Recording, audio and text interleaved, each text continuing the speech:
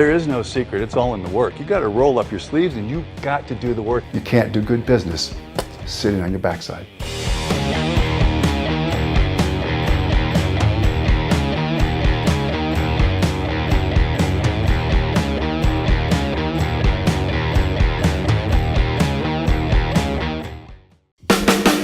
Hey y'all, I'm Kendrick Show.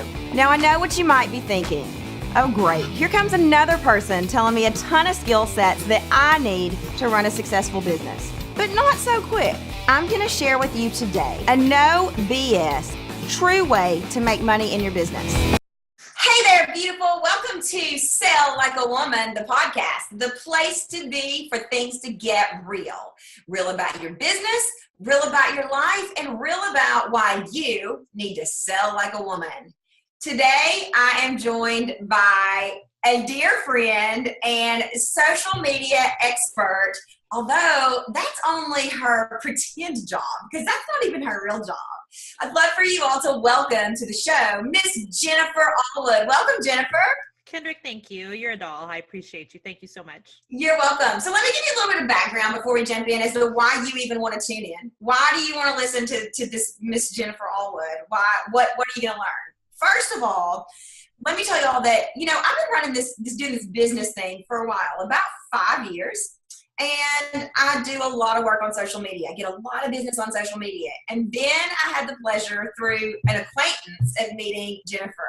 And I realized that I knew about a tenth of what I needed to know in social media. Seriously, one conversation with Jennifer and my mom was just like, she knows so much. Now, Jennifer is actually one of those people that you may not like when we're done because she's so talented.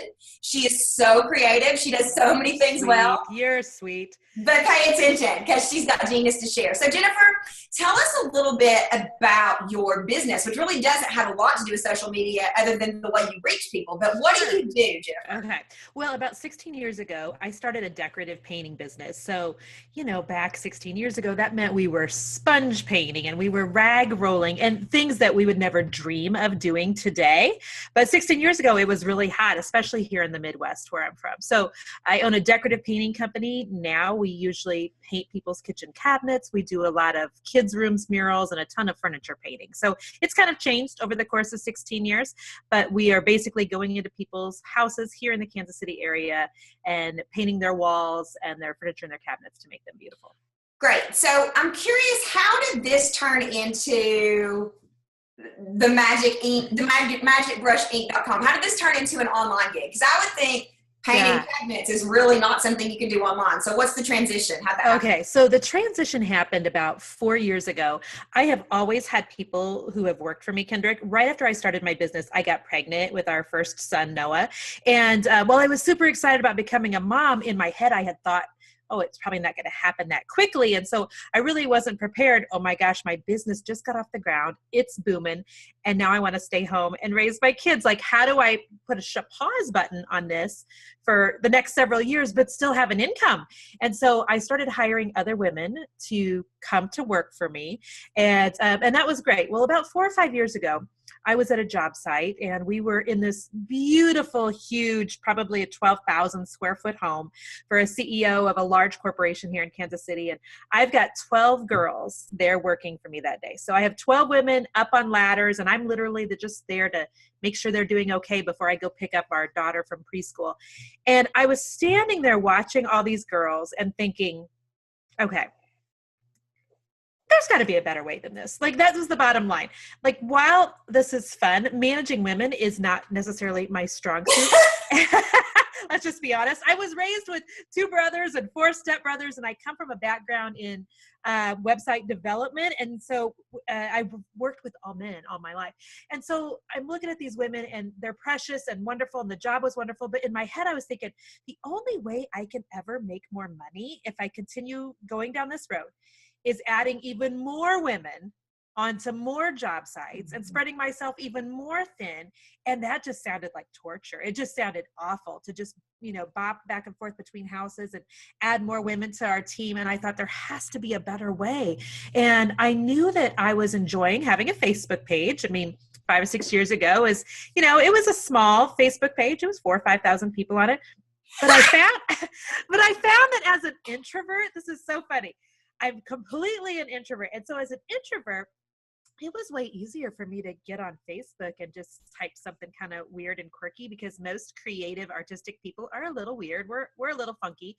Than it was for me to get in front of a large group of people and maybe talk or something. And so it kind of all of a sudden felt like my sweet spot where I could be weird and build my business and develop community. The community part of it was what I loved best. So 4 or 5 years ago is when I thought, okay, I'm going to try to do this business thing. I'm going to see if I can swing it to go online. And so that's what I've been working on and towards ever since then. And so that little Facebook page that you talk about, how many people are on that little Facebook page now? We have 260,000 followers on my Facebook And page. that, ladies, is why you want to pay attention to. Yeah. Like, Thank you. know, I appreciate I can you. cover up all you want to, but at the end of the day, like we talk about getting real here, and the numbers don't lie. When Jennifer told me that, my jaw was like this.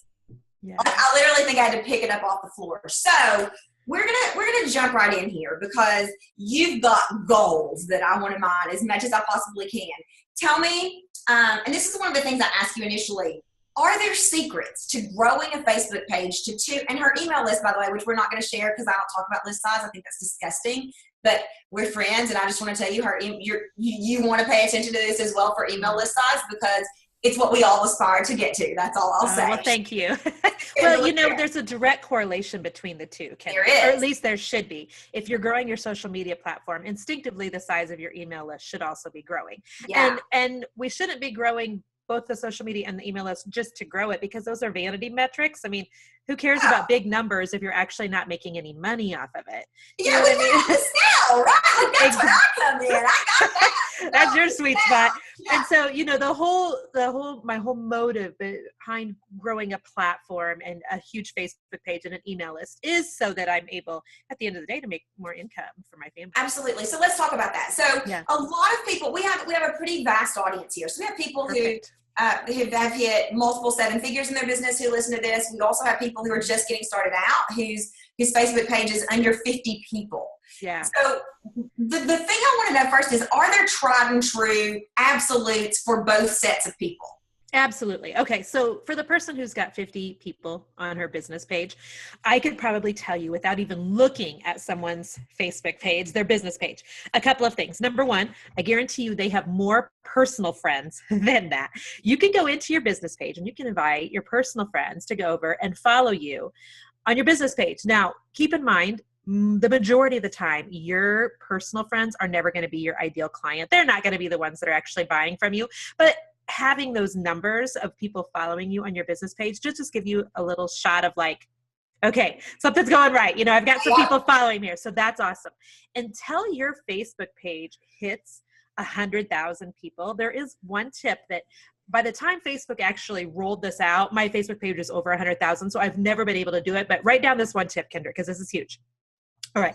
Let's say you go onto your page today and you make a Facebook post and a couple people share it and a couple people like it. Some of those shares and likes may not be from people who actually follow your page. You're actually, if you have under 100,000 people, able to go in and manually invite every one of those people to like your Facebook page. Wow. And I know so many people having huge success building a page off of that one little tip. The majority of the time, one of the other things I have found is people will start a business Facebook page and they'll start it and then they'll maybe post today. And then maybe 4 days from now, they'll think of something and put on there. And then maybe it'll be 2 weeks and then they'll be like, oh, shoot, I need to be posting. So then they'll do 2 days in a row. The inconsistency, Facebook's algorithms hates that. There has to be consistent posting on a daily basis. I'm going to make this a priority. I'm going to get on here several times a day, day after day, after day, after day, after day. And I know I've told you that I have never missed a day, not one single day in 4 years posting on my Facebook page, not one. And so this was eye-opening for me as well, just because I didn't know it. Yeah. I think that the way you said it to me was like, oh, and it was something like, if you're serious about your business, you will post on your Facebook page every day. Like no ifs, ands, or buts about it. And you were like, that's easy for me. That was easy for me to do. Like I can do that, right? Yeah. Well, and I think people think, oh, I don't want to have to be on my computer all day. I don't want to have to be on Facebook all day. Okay, you don't. Think about how long it takes you to go to your personal page and just update, hey, go into Applebee's for dinner. Anybody have any good movie suggestions afterwards? Okay, what's that take you, 45 seconds? If you don't have that same 45 seconds to just do something similar, maybe slightly different over on your business page a couple of times a day, then you're really not serious about growing your platform online. So let's talk about this. So when you are, so one of the questions I always get asked, you just bled us is personal page, business page. Yes. Where do I post? I know Facebook's got really strict rules about this. Yes, they do. Shut down for doing it incorrectly. You sure can. But some people still do it incorrectly and seem to do it really well. So tell us what's the answer? Okay, well, here's the answer. Facebook does have terms and conditions and rules. And until, we're smart enough to develop our own social media platform that takes over the world, we have to just abide by that. You know what I mean? There's reasons for it because all your friends and your family, they don't want to be spammed every day with you selling your stuff. They just don't. So 99% of everything I do is on my business page. I never put anything that has anything related to my business over on my personal page. I just don't. Those people are there for their friends and family. They want relationship. They don't want to hear about my business stuff necessarily. I personally know someone who works in a health industry who was using her personal page to build a huge platform to sell the vitamins that she was, doing and things. And she got it shut down. And so if you put all of your eggs in that basket, you are literally rolling the dice every single time, because I have had my business page shut down for a 3-day period it was completely a glitch. Facebook was, very sweet and apologetic and got it right back up. But let me tell you, you will panic when that happens, especially if you've built your business over on your personal side. So follow their rules. Yes, I know there's algorithms. Yes, I know maybe your posts will not get seen as much, but you got to figure out how to play Facebook's game and just go ahead and get all in with your business page. I love that. I love that. That's so clear too, So this leads me to another question. So Sure. I'm kind of going to backtrack a little bit, but you talked about, post on your business page a couple of times a day, several times a day, just do it. In the online business building industry, there are lots of people there seems to be this Facebook manager that a lot of people have. There are people who like to post for them, who post for them, or who will post through an app or something like that. Yep. Let's not talk about the apps yet. Let's just talk about a Facebook manager. Yeah, and then I do want to talk about the apps because I have strong opinions on that. Let's break it down a little bit. The person who creates your content for you, and no disrespect if you're one of those people, by the way. Yeah. But talk to me about that. Okay. So I've had, my business page for, 6 or 7 years now, probably. Never even one single post have I let anybody ever do but me. Not one post. Okay. Here's what happens. Kendrick, you have a style and a way that you talk and, the way your voice, just a sound to you. And so when you have Susie Q over here write a Facebook post for you, your readers, if they're in tune with who Kendrick is, they'll know full good and well, okay, that doesn't sound right. That doesn't sound like her. And there's a huge disconnect. Huge. I have also built my platform not wanting to only be selling what I do, but my heart really in my business is to encourage women both in their home and in their businesses. So I do a ton of posts that have nothing to do with business all day long. And people have gotten used to really personal posts from me. And if I tried to hire someone to come in and do that, you lose your authenticity. And as well as I do, if you sit down to write an email, which you're a genius with, it has to be in your own voice or it is completely lost. It does. And I will say I had somebody, she's great, by the way, who created stuff for me.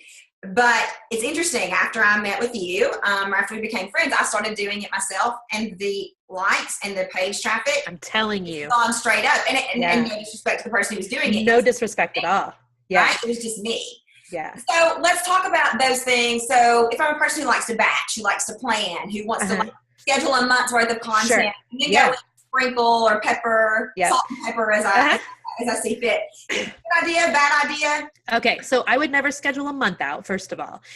When my family's going to go on a vacation, we spent, 8 days in La Jolla, California, which I am not sure why I don't just live there. But we went there. I feel about Santa Barbara.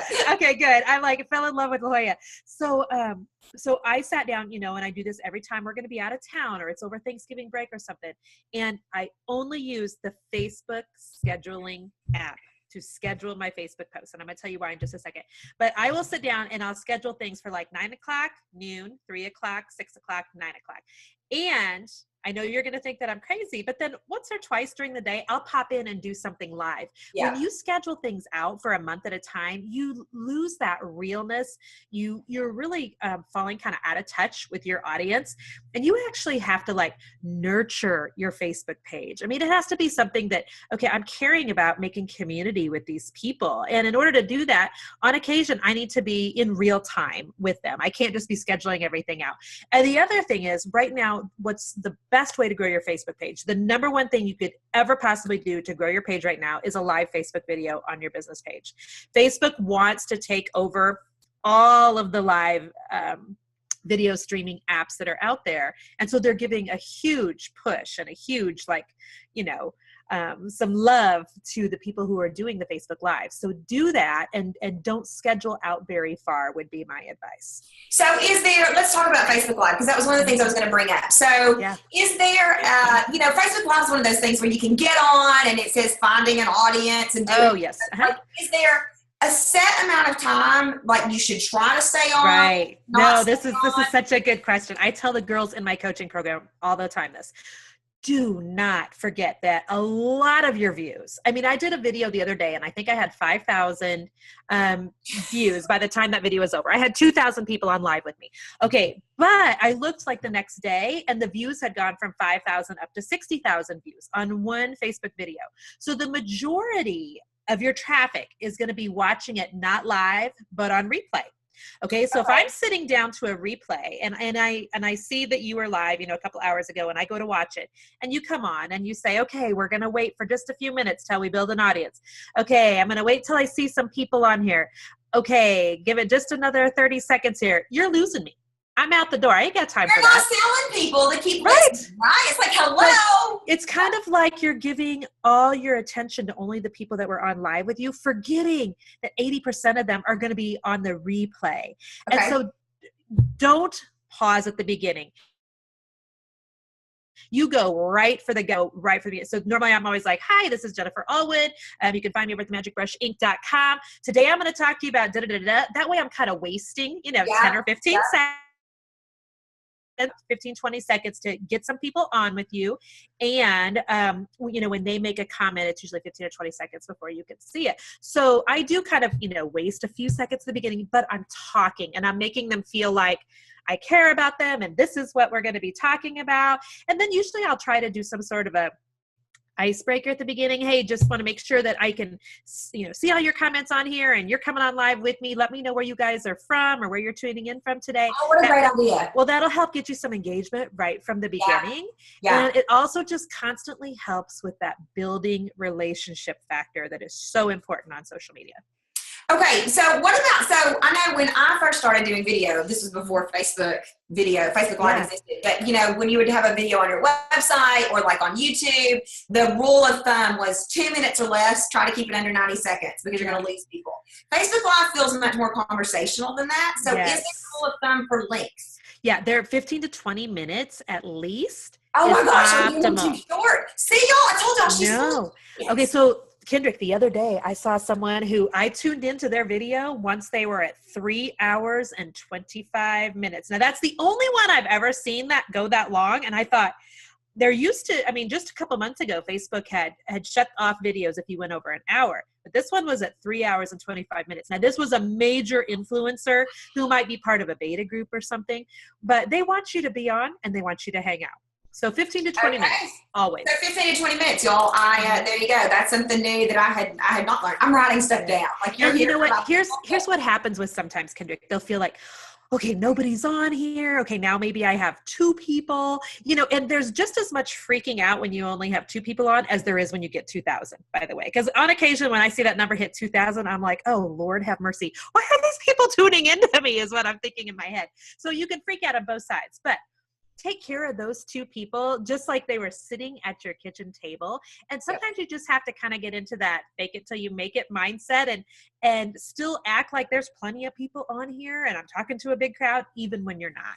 So that's a great point. I remember I had, and this happened to me as well, but the first free call, even before webinars, I think, but the free call I did, it had 2 people sign up, 1 person on it. Yeah. And I remember realizing, okay, you got 2 choices. You can wallow, good old Southern word, in the 1 person, or you can deliver a kick-ass, excuse my language, call. Absolutely. That 1 person tells 20 people about it, That's right?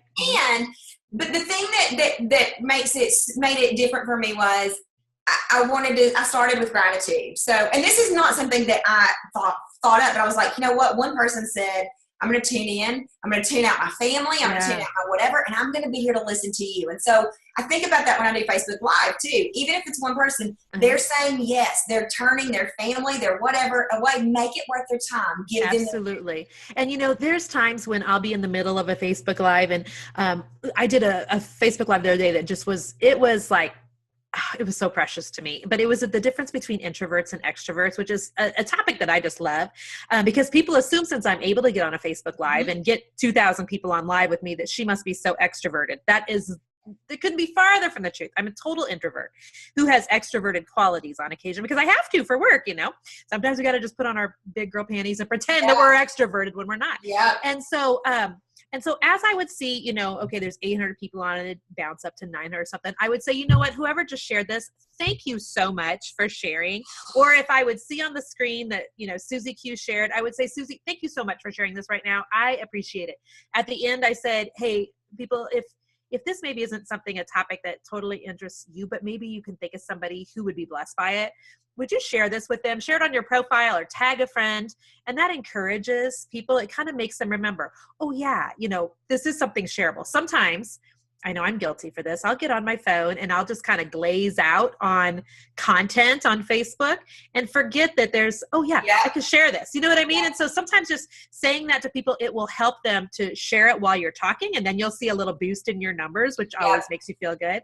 Yeah. And so, I'm all about the Facebook Lives. Get yourself a good light kit, girls, and go for it. All right. So I want to switch gears because I could talk to you all day about this. Yeah, I love this. To something that you and I have not talked a lot about, but you've shared openly with me. And I have had women ask me if this is okay from a sales perspective. Yeah. And so you have openly talked about your faith and about,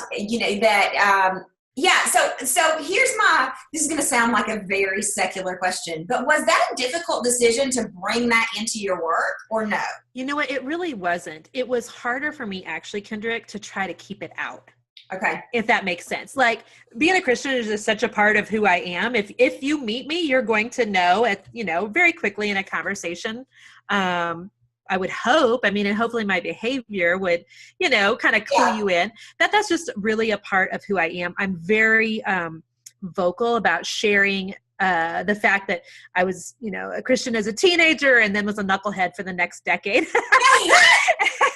And, through some marital problems and some huge, big yuck stuff in our marriage in the first couple of years, I came back to the faith that, I knew was mine from the beginning. And so I've been really vocal about that. And there were times when I thought, oh gosh, is this going to turn people off? Yep. And what I would find was when I would talk about my faith, it would actually bring people in. And because of what's called the Me Too factor. And Stephen Furtick, one of my favorite online pastors, he talks about that, about how when people are on social media, whether you're talking about your faith, whether you're talking about your kitchen dinnerware, whether you're talking about how your kids are, hanging from the chandeliers, when other people feel like, oh my gosh, really? That's a thing for her? Me too.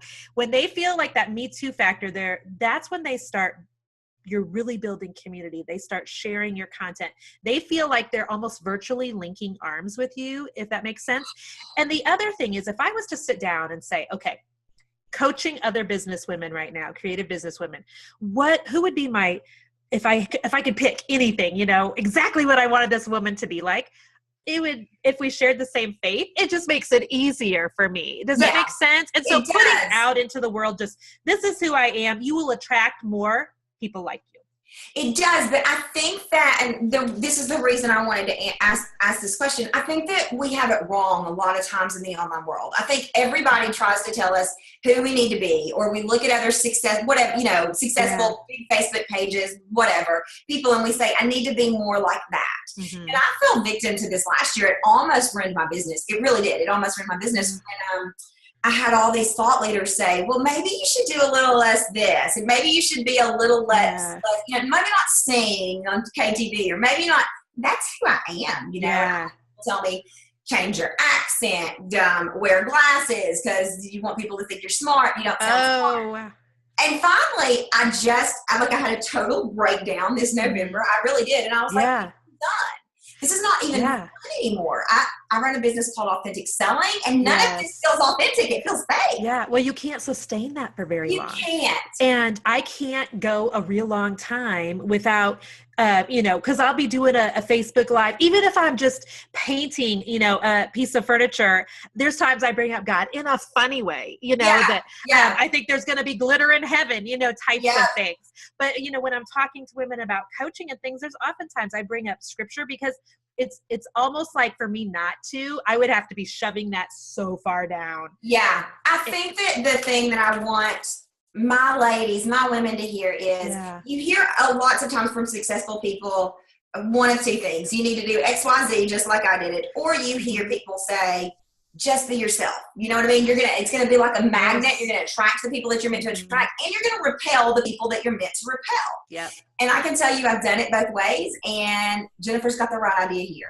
Just show up and be yourself. Mm-hmm. And I mean, it's like a magnet. It absolutely is. Yeah. And, at this point, I think the people who follow me on occasion, if I'll post something and I throw something about religion in there's a couple people that'll unlike the page or, make a comment, and you just kind of learn when your page, the more people you have following you, the more people that, are likely to maybe not always agree with what you're posting about. And that kind of comes with the territory. Yeah. But I think that's a great question. And being yourself online always wins, because it's the only thing that you can really do consistently forever. Being yourself online always wins. I love it. And at social media, Facebook gives us, there's lots of social media platforms out there, but this is about Facebook, because that's what I have used to grow my business. And then that's what Jennifer has used 200 times better than I have to grow her business. So, I mean, that's what we're talking about, but it gives you the opportunity to just show up and be you, right? It does. Yeah. And you know what? I bring my whole family onto my page as well. And it wasn't necessarily that, my husband and I sat down and thought, okay, are we going to start talking about the kids? It was just kind of another one of those things that I couldn't really not talk about the kids. I mean, I don't know for you, Kendrick, but I know for me owning a business, because mama owns a business, guess what, family? You're all involved in the business. Absolutely. Because it's very difficult to separate your personal life from your business life when you own a business and you run it from home. And, so we'll be out in public and people will recognize my children. They'll recognize my husband. We call him Mr. Magic really lovingly. And so, it's funny because I think since we've just been really real on my platform, it's opening up some other doors with, a book and my own podcast and TV segments and things, because it's not just all about business all the time. People really, they are craving relationship more than ever. And it's funny because I love social media so much, but I think people are almost even lonelier now than what they ever have been. And so if you can connect hearts on social media, your heart to theirs, just with some authenticity and some bringing in stuff that's important to you, I think that you'll just totally attract. I love that. That's fantastic. But what a great thing to connect hearts. And I agree. I think people are in some ways lonelier now. Yeah, what a cool thing. Yeah. All right, so last question, because I want to be respectful of your time. So, and you brought this up as well, but how much personal versus how much business versus how much selling So Yeah. one of the questions I get asked a lot, well, should every post have a call to action? Should every post be selling? So what are your thoughts about that? Well, I think it's different for everyone. I only do one selling post about once a day. Yep. I try to do one call to action usually every day. And so, getting people on one of my opt-ins and, Yep. I love opt-ins. I love my opt-ins. Yeah. We And may so- have Jennifer back to talk about opt-ins. Oh, I would love to. Woo! I would love to. But I'm always trying to provide value. It's not just an opt-in for an opt-in. It's a, hey ladies, because my most popular one right now is my 50 top paint colors for walls to try to help you so you're not completely overwhelmed when you walk into the paint store. Love And so it. you're not repainting your house 20 times. And so, if I present it, social media is all about presentation. So if you present it in a way on your Facebook page, it doesn't make it sound like I'm only trying to get you to give me your email address. The way you word it is what totally gets people to be, opting in 100 to 200 opt-ins a day at times. And so, yeah, I love that. And I don't even remember what your original question was. Personal. Oh, okay, so yeah. Personal So- versus business. I also have several posts a day where I'm just trying to get people over to my website. The bottom line is, let's just be completely for real here. I run ads on my website, so I'm getting paid for, ad content. So the amount of traffic, I have about 300,000 page views a month on my website right now. And, so that's a good chunk of income. And so just sending people over to my website a couple times a day to look at, a post on where I painted a piece of furniture. Or I have a post on when you feel overwhelmed in business. And then a couple personal. And I don't know that there's a set rule. Mhm. I think that there has to be a happy medium between what your audience actually seems to enjoy and what you feel really comfortable in. So Yeah. right now for me, I know once a day I sell, a couple times a day I'm sending them over to links on my website. A couple times a day I'm posting just things for encouraging them, giving them fun projects, that sort of thing. See that, yeah, I love that, and I think that so there's so many nuggets here. The first one that I want to just read, I've got notes. I want to No, you're fine. Go for it. manually invite people. If you're under 100,000 likes, manually invite people to like your page. You can do that. Don't forget that it's shareable, right? Like when you're doing the Facebook Live, or thank people for sharing, and don't forget that it's shareable, which I do all the time. Yeah. 15 or 20 minutes for Facebook Lives. I don't think I'm going to go in and amp that up today. Awesome. But I think the two overarching things that I want my people to hear, because these are two things that I did know, is I didn't know quite this extent, but consistency, right? Yeah. And consistency works for a couple of reasons. One, because of the Facebook algorithm, like you shared. Two, because the number one reason people don't buy is they don't trust. They are worried Exactly. that your product, your service may not be as great as you think it is. Consistency equals trust. Totally. You're not a fly-by-night kind of business. Yeah. You create a steady place in their mind subconsciously. So that's Yeah. super important from a sales perspective. And then the other thing is be yourself. Totally. Stop it. People say all the time, be yourself, be yourself, be yourself. And then we see 14 copies of the next hot person. Just be yourself. Absolutely. People, here's what happens, especially with creative people. The women I coach will tend to think, well, I'm a little weird. I'm a little quirky. Perhaps like you, they have an accent, or maybe, they kind of look really artistic.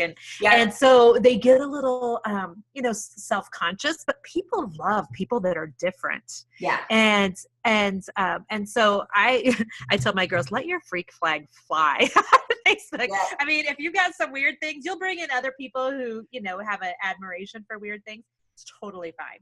That's what'll make you actually stand out.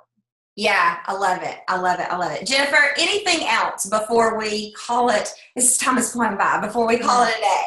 No, the only other thing that I would maybe mention about Facebook is, I've told the girls that I coach that if you think about Facebook, this is probably a terrible analogy, but as like a jealous boyfriend, it will help you to figure it out, because Facebook wants you to stay only with Facebook. They want you to not be sending people over to YouTube. They want you to not be sending people over to Pinterest. Facebook wants you to give all of your attention to Facebook and never be leaving it. So when you're making a post and you're wondering, well, I'm posting a YouTube video and no one's going over to watch it. Well, it's because you're sending people away from Facebook. And if you just remember, Facebook is a jealous boyfriend. They don't want you going anywhere else. And so just remember the way you position your posts and the way you word things. If you can keep them on Facebook, Facebook will be much happier and you'll actually get much more engagement. It's one of the best tips you've ever given me. I say it all the time. Do Like you? when I post, like, oh, wait, that's instant. No. Yep. It doesn't like you. And when I'm sending people over to my website, of course I'm sending them out of Facebook on occasion, but then I try to follow it up with maybe, a question or something on my Facebook page that will keep them right there and get some more engagement. Yeah, absolutely. Jennifer, if people want to learn about you, should they contact you on your Facebook page, Jennifer Allwood? Is that the place to go? Sure, they can do that. You can go find my website, themagicbrushinc.com. Go find me on Facebook at Jennifer Allwood. Not my personal page, of course, but my business page, and I'd love to connect with them there. Yeah, and we'll link to both in the copy, but I would recommend, like, if you want to follow one person on Facebook and just observe and learn by example, call Jennifer. Her numbers don't lie. She's fabulous. And you're gonna learn. I've learned so much just by watching you. I'm so glad. Thank you. Thank you so much for having me. This was wonderful. Yeah. So ladies and gentlemen who are listening, thank you so much for tuning in to Sell Like a Woman, the podcast, the place where it's going to get real about your business, real about your life, and real about what it means to sell like a woman. I'm Kendrick Shope. I believe in you and your business. Have a good day.